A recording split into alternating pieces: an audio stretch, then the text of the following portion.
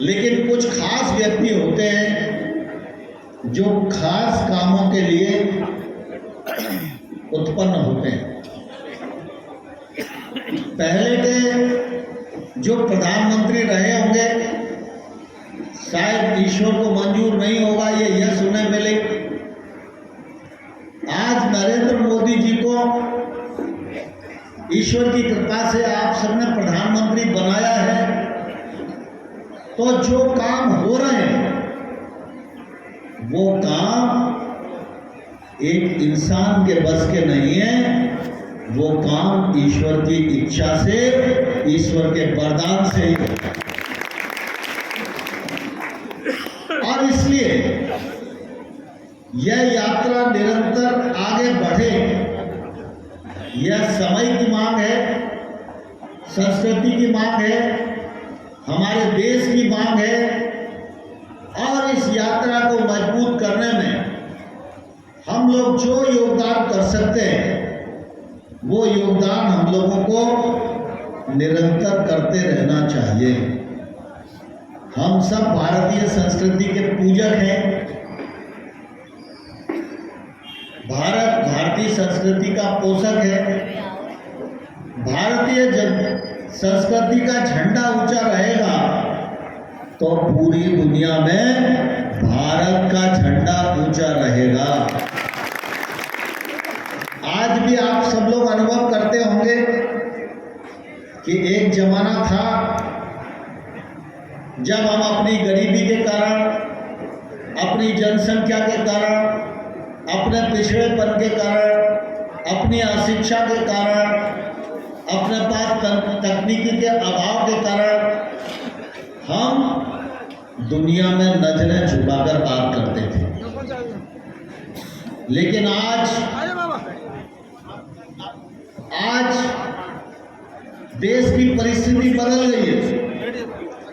आज भारत को नजर झुकाने के बात करने की जरूरत नहीं है, लेकिन प्रधानमंत्री ने कहा है कि हम नजर झुकाकर तो बात करेंगे ही नहीं, नजर उठाकर भी बात नहीं करेंगे।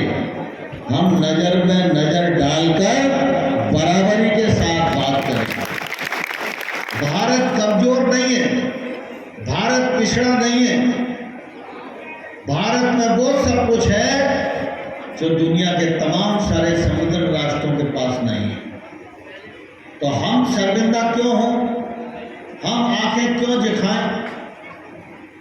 हम बराबरी के साथ बात करेंगे।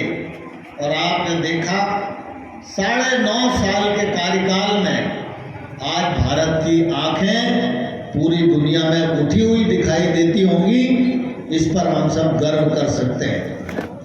लेकिन अभी और काम करना बाकी है। जो हमारी कमियां हैं उन कमियों को पाटने की जरूरत है। आज़ादी के 75 साल पूरे हो गए। 2047 जब आएगा आज़ादी 100 बरस की होगी। 100 बरस की आज़ादी जब होगी तब हिंदुस्तान को ऐसा देश बनाना है कि दुनिया का कोई भी देश हिंदुस्तान से टक्कर लेने की हिम्मत नहीं करता। आगामी 25 सालों में कौन रहेगा कौन नहीं रहेगा ये तो ईश्वर के हाथ है, लेकिन हम नहीं रहेंगे तो हमारी पीढ़ियां रहेंगी, और जो पीढ़ियां रहेंगी वो सशक्त, समृद्ध और शक्तिशाली भारत की नागरिक होंगी और वो गर्व कर सकेंगी। इसलिए ये कालखंड बहुत महत्वपूर्ण है। लोकतंत्र में चुनाव होते हैं, चुनाव के माध्यम से ही सत्ता बनती है, सत्ता में ही अधिकार केंद्रित होते हैं। इसलिए चुनाव के समय भी हम सब लोगों को ये ध्यान रखने की जरूरत है कि छोटा मोटा कोई काम रह जाए तो रह जाए, लेकिन बड़े उद्देश्य के लिए 2047 में भारत कौन बना सकता है, भारत की ताकत कौन बढ़ा सकता है, भारत को दिशा कौन दे सकता है, भारत का झंडा पूरी दुनिया में कौन लहरा सकता है, उस दिशा को हमारा आशीर्वाद मिले, यही प्रार्थना है। आप सबको बहुत बहुत धन्यवाद।